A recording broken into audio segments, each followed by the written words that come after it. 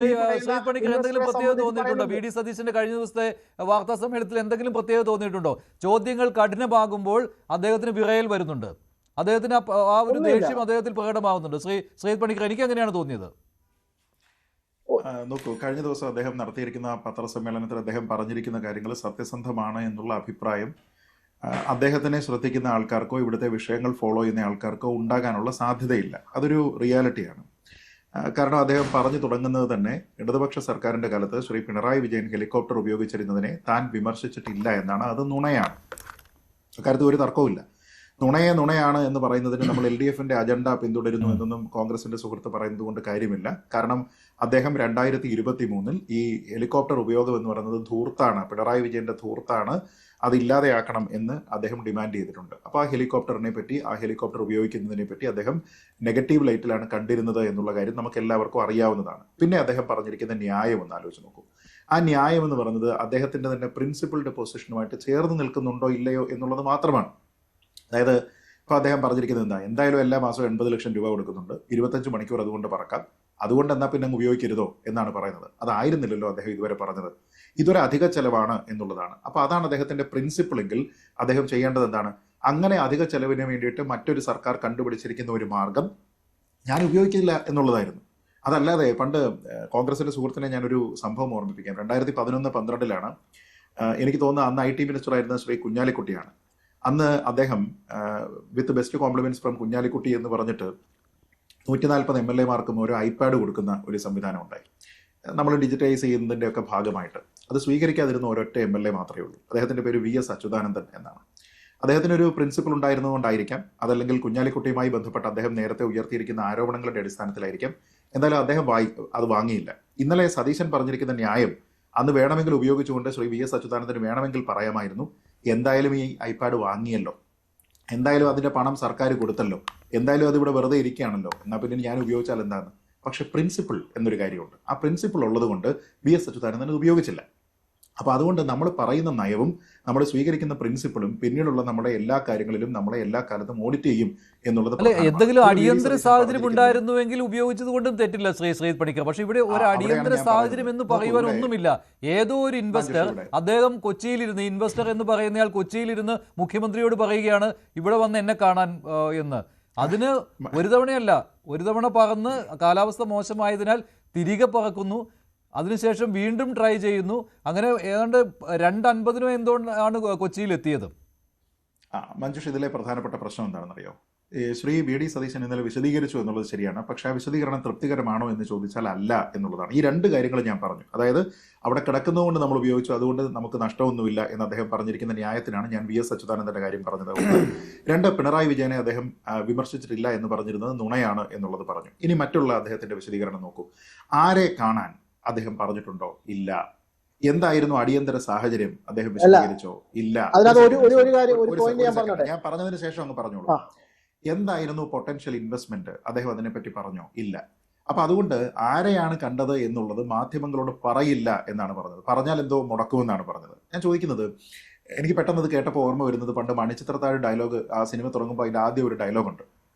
ഇന്നസെന്റ് ഒരു വീട്ടിൽ കയറി ചെല്ലുന്ന സമയത്ത് രാഘവൻ എന്ന് പറഞ്ഞിട്ടുള്ള ഒരു പെയിന്ററെ തപ്പും. എന്നിട്ട് ചോദിക്കുന്നുണ്ട്, ഈ രാഘവോ എന്ന് വിളിച്ചിട്ട് കാണാത്തപ്പോൾ പറയും, ഒളിച്ചിരുന്നാണോ പെയിന്റ് അടിക്കുന്നത് എന്ന് ചോദിക്കും. അപ്പോൾ എനിക്ക് VD സതീശനോട് ചോദിക്കാനുള്ളത് തന്നെയാണ്, ഒളിച്ചിരുന്നാണോ നിങ്ങൾ ഇൻവെസ്റ്റ്മെന്റ് കൊണ്ടുവരുന്നത്? ഞാൻ ചോദിക്കുന്നത്, നമ്മുടെ നാട്ടിൽ ഇൻവെസ്റ്റ്മെന്റ് ചർച്ചകൾ എന്ന് പറയുന്നത് എന്നു മുതലാണ് സ്വകാര്യമായത്?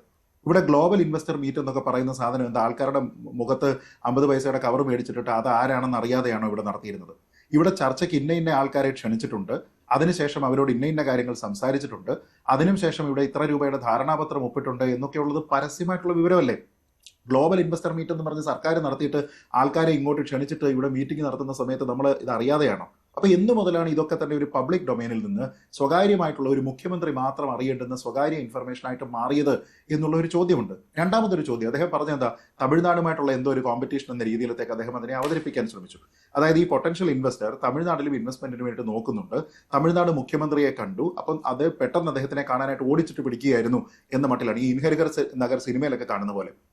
നോക്കൂ, ഞാൻ ചോദിക്കുന്നത്, തമിഴ്നാട് മുഖ്യമന്ത്രി ഈ ഇൻവെസ്റ്റർമാരെ എവിടെ വെച്ചിട്ടാണ് കണ്ടത്? കോൺഗ്രസിന്റെ സുഹൃത്തിന് പറയാമോ?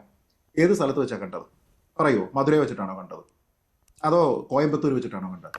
അതോ ചെന്നൈയിലെ മുഖ്യമന്ത്രിയുടെ ഓഫീസിൽ വെച്ചിട്ടാണോ കണ്ടത്? എവിടെ വെച്ചാണെന്ന് പറയണ്ടേ? അത് പറയുന്നില്ല. അപ്പൊ അദ്ദേഹത്തിനെ ചെന്ന് കാണേണ്ട ആൾക്കാർ അദ്ദേഹത്തിനെ ചെന്ന് കാണുന്നു. അപ്പൊ അതേപോലെ തന്നെ എന്തുകൊണ്ട് അവർ തിരുവനന്തപുരത്ത് വന്ന് മുഖ്യമന്ത്രിയെ കാണുന്നില്ല? ഇവിടെ ഒരു സ്റ്റേറ്റിന്റെ മുഖ്യമന്ത്രിയാണ്, പോട്ടെ, വലിയ ഇൻവെസ്റ്റ്മെന്റ് ആണ്, നമ്മുടെ മുഖ്യമന്ത്രി അങ്ങോട്ട് പോയി ആരെങ്കിലും കാണുന്നതിൽ എനിക്ക് തർക്കമില്ല, അതിന് യാതൊരു വിധത്തിലുള്ള പ്രശ്നവുമില്ല. സർക്കാരിന് അങ്ങനെ ഇൻവെസ്റ്റ്മെന്റ് കൊണ്ടുവരണമെങ്കിൽ അദ്ദേഹം പൊക്കോട്ടെ. പക്ഷെ ഇവിടുത്തെ ഒരു പ്രധാനപ്പെട്ട പ്രശ്നമുണ്ട്. അദ്ദേഹം ആരെ കാണാൻ പോയതെന്ന് കോൺഗ്രസിന്റെ സുഹൃത്തിന് അറിയുമോ? അദ്ദേഹവുമായി നേരത്തെ മുൻകൂട്ടി നിശ്ചയിച്ച് അതിനുവേണ്ടി പോകാൻ വന്ദേ ഭാരത് ടിക്കറ്റും അദ്ദേഹം ബുക്ക് ചെയ്ത് വെച്ചിരുന്ന ആ നിശ്ചയിച്ച കൂടിക്കാഴ്ച വേണ്ട എന്ന് വെച്ച് ഡൽഹിയിലെ എന്തോ കാര്യം പ്രയോറിറ്റൈസ് ചെയ്ത് പോകാൻ പോയ ആൾക്കാരെ കാണുന്നതിന് വേണ്ടിയിട്ടാണ് അദ്ദേഹം ഓടിപ്പോയത്. ഞാൻ ചോദിച്ചിരുന്നത് കേരളത്തിനോട് എന്ത് താല്പര്യം അവർ കാണിച്ചത്? അല്ലാതെ ഈ വന്ദേ ഭാരതിൽ പോകാൻ നിശ്ചയിച്ചതും വന്ദേ ഭാരതിൽ ടിക്കറ്റ് എടുത്തതും ഇതേ ആളുകളെ കാണാൻ വേണ്ടിയല്ലേ? എന്നിട്ട് അവരെന്തോ യാത്ര നേരത്തെ ആക്കിയതുകൊണ്ടെന്നാണല്ലോ അദ്ദേഹം പറയുന്നത്. അത്താഴത്തിനുള്ള ഒരു മീറ്റിംഗ് എന്ന രീതിയിലത്തേക്ക് മഞ്ജുഷ്, അത്താഴത്തിനുള്ള ഒരു മീറ്റിംഗുമായി ബന്ധപ്പെടുത്തി നേരത്തെ കൂട്ടി തീരുമാനിച്ച് മുഖ്യമന്ത്രി അവിടെ ചെല്ലാനായിട്ട് വന്ദേ ഭാരതിന്റെ ടിക്കറ്റും ബുക്ക് ചെയ്ത് വെച്ചിട്ട് അവസാനം ആ മീറ്റിംഗിനേക്കാൾ പ്രയോറിറ്റി ഉള്ള മറ്റൊരു കാര്യത്തിന് ഞങ്ങൾക്ക് അടിയന്തരമായിട്ട് ഡൽഹിയിൽ പോകണം എന്ന് അവർ പറഞ്ഞാൽ അവർ കേരള മുഖ്യമന്ത്രിക്കും കേരള സംസ്ഥാനത്തിലെ ഇൻവെസ്റ്റ്മെന്റിനും തരുന്ന വില എന്താണ്? പുല്ലുവില എന്ന് മാത്രമേ അതിനെപ്പറ്റി പറയാൻ കഴിയുകയുള്ളൂ. ഒന്ന്. രണ്ട്, അന്നേരം മുഖ്യമന്ത്രിക്ക് അവരോട് പറയാമായിരുന്നു, അതായത് നിങ്ങൾ പെട്ടെന്ന് നിങ്ങളുടെ പ്ലാൻ ചേഞ്ച് ചെയ്യുമ്പോൾ എനിക്ക് ഉടനടി എത്താൻ കഴിയില്ല, കാരണം ഈ സംസ്ഥാനത്ത് ഒരു അടിയന്തര സാഹചര്യം നിലനിൽക്കുന്നുണ്ട്, എൻ്റെ ആവശ്യം ഇവിടെ ഉണ്ട്, അതുകൊണ്ട് എനിക്ക് വരാൻ കഴിയില്ല, മറ്റ് പല കാര്യങ്ങളും ഞാൻ ഇവിടെ കോർഡിനേറ്റ് ചെയ്തുകൊണ്ടിരിക്കുകയാണ്. എന്തുകൊണ്ടൊരു വീഡിയോ കോൾ നടത്തിയതിന് ശേഷം ഉടനെ തന്നെ നിങ്ങൾ അത്യാവശ്യം ഉണ്ടെങ്കിൽ നിങ്ങൾ പൊയ്ക്കോളൂ, ഉടനെ തന്നെ നിങ്ങളെ കാണണമെങ്കിൽ ഡൽഹിയിൽ വന്നിട്ടാണെങ്കിൽ, അല്ലെങ്കിൽ നിങ്ങളെ ഞാൻ സ്റ്റേറ്റ് ഗസ്റ്റായിട്ട് ഔദ്യോഗികമായിട്ട് തിരുവനന്തപുരത്തേക്ക് ക്ഷണിക്കുന്നു, നമുക്ക് നേരിട്ട് കാണാം എന്ന് പറഞ്ഞില്ല? ഇനി എന്തുകൊണ്ട് മോശമായിട്ടുള്ള കാലാവസ്ഥയാണ്, എനിക്ക് ഓൾട്ടർനേറ്റീവ് മെത്തേഡ്സ് ഇല്ല എന്ന് അദ്ദേഹം പറഞ്ഞില്ല? എന്തുകൊണ്ടാണ് മോശം കാലാവസ്ഥയെ റിസ്ക് ചെയ്തുകൊണ്ട് 2 തവണ യാത്ര ചെയ്തിട്ട് അവരെ പോയി കണ്ടത്? അപ്പോൾ അവരാരാണെന്ന് പറയട്ടെ. ഇനി ആരോടും പറയാതെ നടത്തിയിരിക്കുന്ന ഇൻവെസ്റ്റ്മെന്റുമായി ബന്ധപ്പെട്ട് ടാറ്റ 10,000 കോടി രൂപ ഇവിടെ ഇൻവെസ്റ്റ് ചെയ്യുമെന്ന് പറഞ്ഞ ആരാണ്? മാധ്യമങ്ങളാണോ പറഞ്ഞത്? ഇത് പറഞ്ഞത് മുഖ്യമന്ത്രി തന്നെയാണ്. അപ്പൊ ആരും തെറ്റായിട്ടുള്ള വിവരങ്ങൾ പറഞ്ഞ് ഇറക്കിയിട്ടില്ല, അത് ഇറക്കിയിരിക്കുന്നത് മുഖ്യമന്ത്രി. നുണ പറയുന്നത് മുഖ്യമന്ത്രിയാണ്. ശ്രീ രജനി, ഇത് നുണയാണെന്ന് മാത്രമേ കരുതാൻ പറ്റുകയുള്ളൂ, അല്ലെങ്കിൽ അദ്ദേഹം പറയണം ആരാണ്, ആരെ കാണാനാണ് പോയത്. ഇപ്പോൾ നമുക്ക് അറിയാവുന്ന വിവരം എന്ന് പറയുന്നത് അദ്ദേഹം ഭാര്യാപിതാവിനെ കണ്ടു, ട്രീറ്റ്മെന്റിലായിരുന്നു, അത് അദ്ദേഹത്തിന്റെ അവകാശമാണ്, അത് കണ്ടോട്ടെ, അതൊന്നും ആരും അതിനെ ചോദ്യം ചെയ്യുന്നില്ല. പക്ഷേ മറുവശത്ത് അദ്ദേഹം കള്ളം പറയുകയാണ്.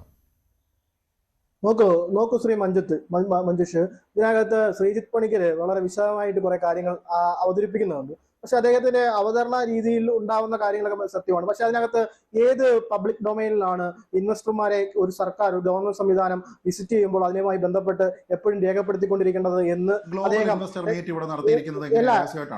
അല്ലല്ല, ഗ്ലോബൽ ഇൻവെസ്റ്റർ അവിടെ നിൽക്കട്ടെ, ഏതെങ്കിലും ഒരു സംസ്ഥാന ഗവൺമെന്റ് ഏതെങ്കിലും ഇൻവെസ്റ്ററുമായി ബന്ധപ്പെട്ട് അവരുമായി ബന്ധപ്പെട്ട് കാണുകയോ ചർച്ച ചെയ്യുകയോ ചെയ്യുമ്പോൾ അത് പബ്ലിക് ഡൊമൈനിൽ രേഖപ്പെടുത്തിയിട്ടേ ചെയ്യാവൂ എന്ന് ഏത് രീതിയിലാണ്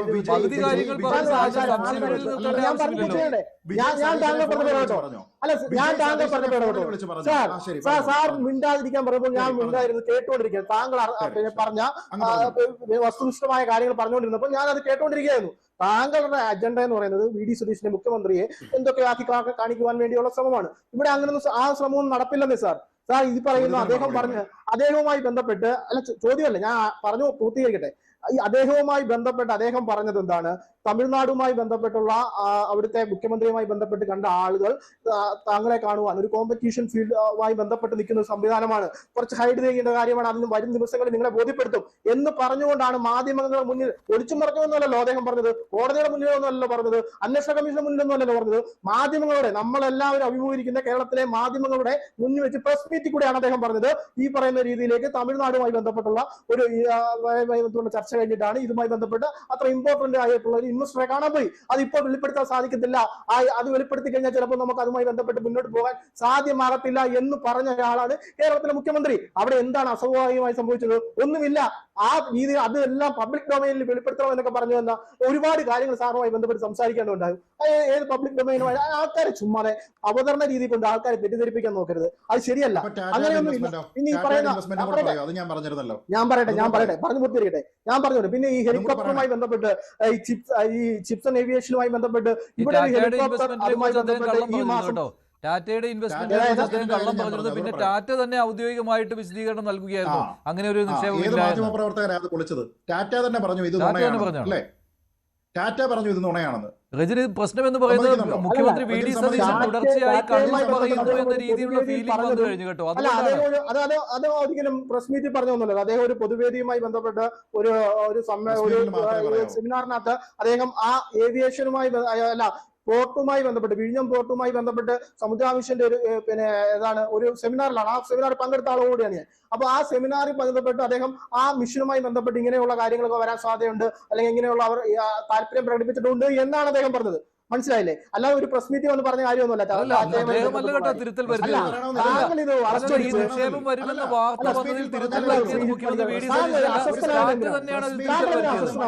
ഞാൻ പറഞ്ഞുകൊണ്ട് താങ്കൾ ഒരു 10-15 മിനിറ്റ് സംസാരിച്ചത് താങ്കൾ എത്രയോ സമയം സംസാരിച്ചു.